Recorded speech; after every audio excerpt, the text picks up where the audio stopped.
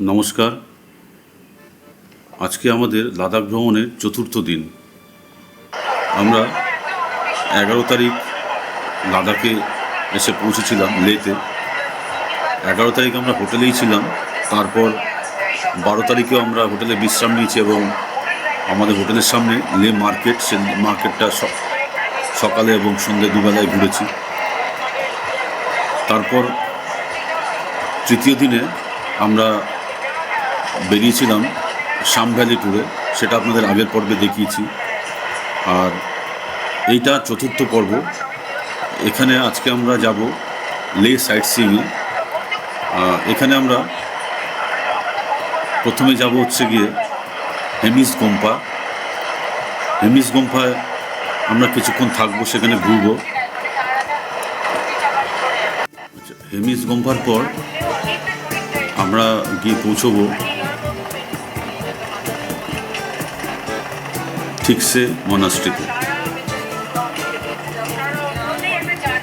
ঠিকসে monastery দেখার পরে, ঠিকসে মনাস্ট্রিটা অনেক বড় মনাস্ট্রি, এখানে ঘুরতে সময় লাগবে একটু। তারপর আমরা চলে যাব সে প্যালেস। এই প্যালেসটি দেখার পর আমরা চলে যাব সিন্ধু ঘাট বলে একটি জায়গা আছে। সিন্ধু নদের তীরে একটা সুন্দর ঘাট তৈরি করা হয়েছে, দেখাবো আপনাদের।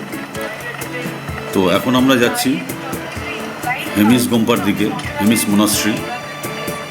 এই দুদিকের দৃশ্য সত্যি অতুলনীয়, অপূর্ব দৃশ্য। এখন এই সময়টাতে গাছের পাতাগুলো বেশ সবুজ হয়ে আছে, দেখতে ভালো লাগছে। কিছু জায়গায় দেখলাম চাষও হচ্ছে। তো এই জায়গাটায় অনেক গাছপালা দেখা যাচ্ছে।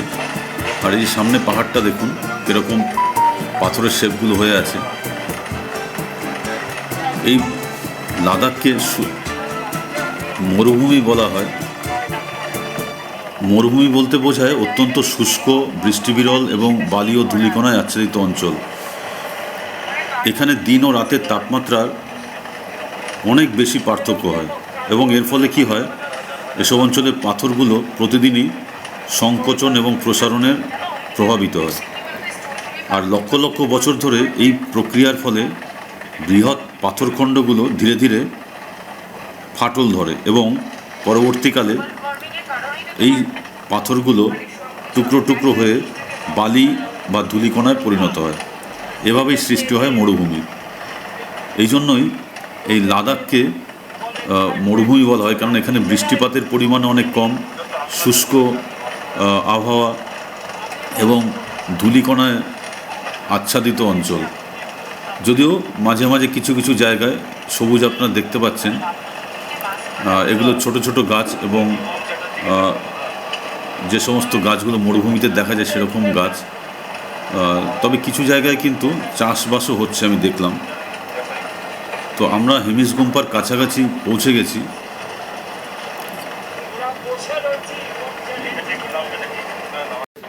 আমরা এখন যাচ্ছি যে হেমিস গোম্পায়। হেমিস গোম্পার লে শহর থেকে দূরত্ব প্রায় 40 কিলোমিটার। আর এরপরে যাব ঠিকসে মনাস্ট্রি। ঠিকসে মনাস্ট্রির ডিস্টেন্স লে থেকে 18.5 কিলোমিটার। তো যেহেতু হেমিস গোম্পাটা সবচেয়ে দূরে, আগে আমরা হেমিস গোম্পায় যাচ্ছি। হেমিস গোম্পা থেকে আমরা ফেরার পথে ঠিকসে মনাস্ট্রি আসব। ঠিকসে থেকে যাব সে প্যালেস। তারপর আমরা আবার লে শহরে ব্যাক করব। তো এই হেমিস মনাস্ট্রি যাওয়ার পথে এরকম একটা গুম্ফার মতো পড়লো। তো আরও কিছুটা আমাদের এগিয়ে যেতে হবে। আমি আপনাদের দেখাচ্ছি পুরো রাস্তার, আমরা জার্নিতে যে দৃশ্যটা পেয়েছি সেটার কিছু অংশ আমি আপনাদের দেখাবার চেষ্টা করছি। দেখুন, মানে ধুধু প্রান্তর, আর রাস্তাগুলো কিন্তু খুব ভালো করে দেওয়া হয়েছে, খুব ভালো রাস্তা তৈরি হয়েছে। এখন এখানে যাতায়াত করবার কোনো অসুবিধা নেই, গাড়ি নিয়ে ভালোভাবে যাতায়াত করা যায়। এই দৃশ্যটা দেখুন, মানে যতদূর চোখ যাচ্ছে পুরো খালি অঞ্চল, ধুধু প্রান্তর। মাঝে মাঝে কিছু দু একটা বাড়ি দেখা যাচ্ছে, এগুলো জানি না এগুলো কোনো গ্রাম কি না, মনে হয় না, 2-3টে করেই বাড়ি দেখতে পাচ্ছি আমি। আমরা এগিয়ে চলেছি হেমিস গুম্পার পথে। পথ অনেকটাই, কিন্তু দুদিকের যা দৃশ্য এবং সামনে যা দৃশ্য দেখতে পাচ্ছি, সেই দৃশ্য দেখতে দেখতে সময় এমনিই কেটে যাচ্ছে। এই যে একটা গেট, এই গেটটা দিয়ে প্রবেশ করলাম আমরা। এবার আমরা ডান দিকের রাস্তাটা নিলাম। বাঁ দিকের রাস্তাটা কোথায় গেছে আমার জানা নেই, সেটা খোঁজ নেব কোথায় গেছে, কোন দিকে গেছে। এখানটায় কিন্তু অনেক গাছপালা রয়েছে, সবুজ দেখতে পাচ্ছেন সামনেটা। আর এটা আমরা অনেকটা পথ অতিক্রম করে এখন হেমিস মঠের কাছাকাছি পৌঁছে গেছি। এই আমরা হেমিস মঠের গেট দিয়ে প্রবেশ করছি। এটা হেমিস মঠের গেট। এটা হচ্ছে হেমিস গুম্পা বা হেমিস মঠের বিল্ডিংটা দেখতে পাচ্ছেন।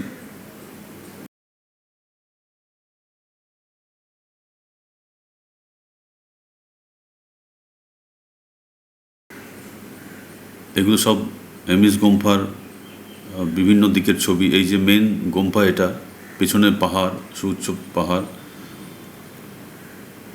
এই হেমিস মঠটা হলো ভারতের লাদাখের সিন্ধু নদীর তীরে হেমিস বলে একটি গ্রামে অবস্থিত। আর এটির অস্তিত্ব 11 শতকের আগেও ছিল, তবে 1672 সালে লাদাখি রাজা সেঙ্গে নামগিয়াল দ্বারা এটি আবার পুনঃপ্রতিষ্ঠিত করা হয়েছিল। আর এখানে জুন মাসের প্রথম দিকে হেমিস উৎসব হয়। সেটা পদ্ম সম্ভবকে সম্মান জানিয়ে বার্ষিক হেমিস উৎসব করা হয়।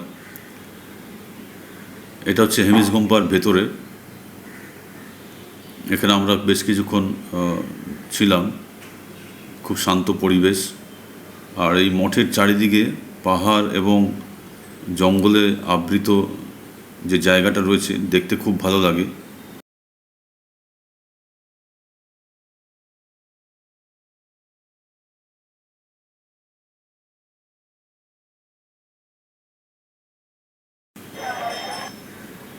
এবার আমরা চলে এসেছি, এটা হচ্ছে গিয়ে থিক্সে মনাস্ট্রি।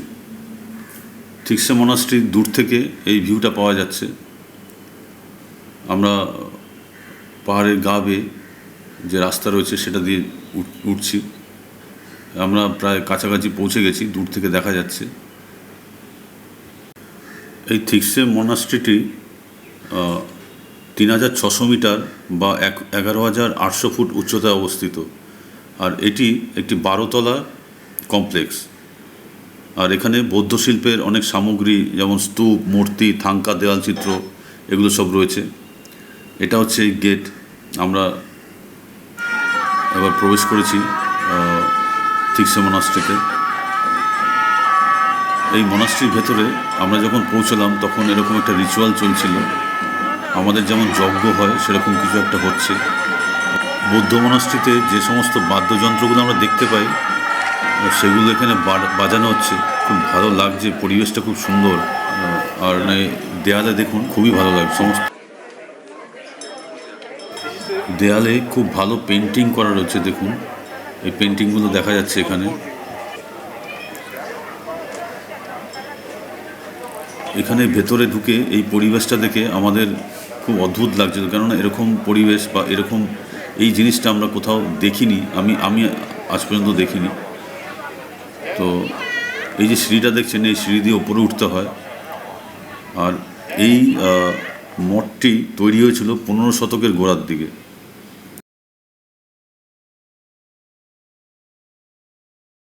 এখানে বৌদ্ধ মূর্তি রয়েছে, মৈত্র বৌদ্ধ মূর্তি, যেটি 1970 সালে তৈরি করা হয়েছিল। 14তম দলাই লামার সফরের স্মরণে এই মূর্তিটি স্থাপন করা হয়েছিল। আর এই মূর্তিটির উচ্চতা 15 মিটার, মানে 49 ফুট। আর এটি লাদাখের সবচেয়ে বড় মূর্তি, সবচেয়ে বড় বৌদ্ধ মূর্তি। আর এই মূর্তিটি, এই যে মনাস্ট্রি, এটি 2টি তলা জুড়ে এই মূর্তিটি রয়েছে।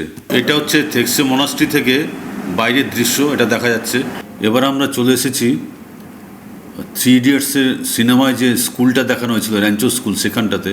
আমাদের ভাগ্যটা খারাপ যে সেদিন স্কুলটা বন্ধ ছিল, তো আমরা বাইরে থেকে ওই ছবিগুলো নিয়েছিলাম। তো এখন আমরা চলে এসেছি সে প্যালেস। এই যে প্যালেসটি দেখতে পাচ্ছেন, এটি আসল প্রাসাদটি নয়। আসল প্রাসাদটি তৈরি হয়েছিল 10 শতকে। তারপর এটি ধ্বংস হয়ে যায় অনেক কারণে। এরপর 1655 সালে এই যে নতুন প্রাসাদটি, এটি পুরনো প্রাসাদটির নিচে নির্মিত হয়। আমরা এখন এই প্রাসাদ থেকে বেরিয়ে যাব সিন্ধু নদের তীরে। এই প্রাসাদের উপর থেকে দৃশ্য, এই সিন্ধু উপত্যকা এটা। আমরা চলে এসেছি সিন্ধু ঘাট নামে একটি জায়গায়। এটি সিন্ধু নদের তীরে একটি সুন্দর বাঁধানো ঘাট রয়েছে।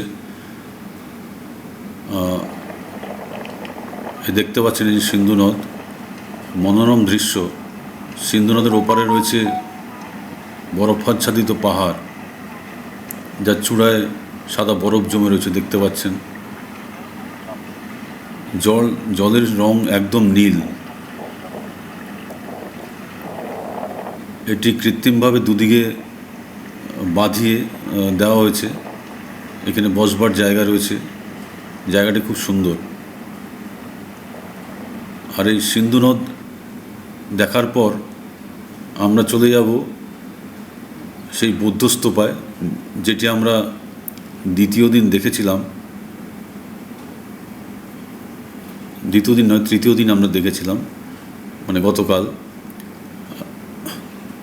এই বৌদ্ধস্তূপ দেখলাম, দেখে আমরা এখন হোটেলে ফিরে যাব। আজকে এখানেই এই পর্বে শেষ করছি। পঞ্চম পর্বে থাকবে নুব্রা ভ্যালি যাত্রা। নুব্রা ভ্যালি আমরা যাব খারদুংলা পাস পেরিয়ে। তো পঞ্চম পর্বটা দেখবেন, খুবই ভালো লাগবে আপনাদের। আজকে এখানেই শেষ করছি। নমস্কার।